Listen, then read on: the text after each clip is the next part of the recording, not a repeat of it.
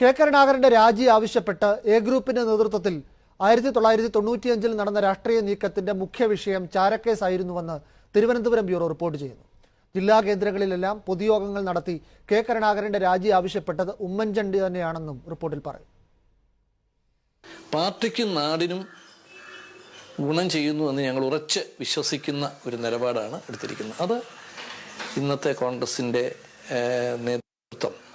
ഭരണ നേതൃത്വം മാറണം എന്നുള്ളതാണ്. 1994-95 കാലത്ത് കോൺഗ്രസിലെ അധികായനായിരുന്ന കെ കരുണാകരന്റെ രാജി ആവശ്യപ്പെട്ടുള്ള രാഷ്ട്രീയ കലാപത്തെക്കുറിച്ച് ഉമ്മൻചാണ്ടി ഏഷ്യാനെറ്റ് ന്യൂസിന്റെ കണ്ണാടിക്കനുവദിച്ച അഭിമുഖത്തിലെ പരാമർശങ്ങളാണിത്.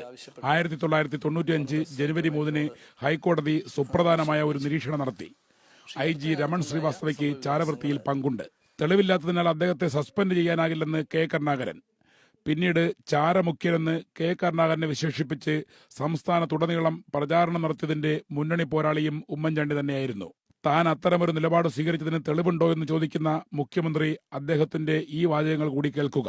ഹൈക്കോടതി വിധി മൂലം കോൺഗ്രസിനും മുന്നണിക്കും ഗവൺമെന്റിനും വിശ്വസനീയത വളരെയധികം ചോർന്ന് പോകുന്നൊരു സാഹചര്യം ഉണ്ടായിരിക്കുക.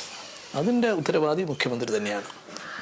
ആരെയും വിശ്വാസത്തിലെടുക്കാതെ, ആരുമായി ചർച്ച ചെയ്യാതെ, സ്വന്തം മന്ത്രിസഭയിലെ അംഗങ്ങൾ പറഞ്ഞ നിർദ്ദേശങ്ങൾ പോലും അവഗണിച്ചുകൊണ്ട് തന്നിഷ്ടപ്രകാരം ചെയ്ത നടപടികളാണ് ഇത്ര ഗുരുതരമായ ഒരു സാഹചര്യത്തിൽ പാർട്ടിയെയും ഗവൺമെന്റിനെയും കൊണ്ടെത്തിച്ചിരിക്കുന്നത്.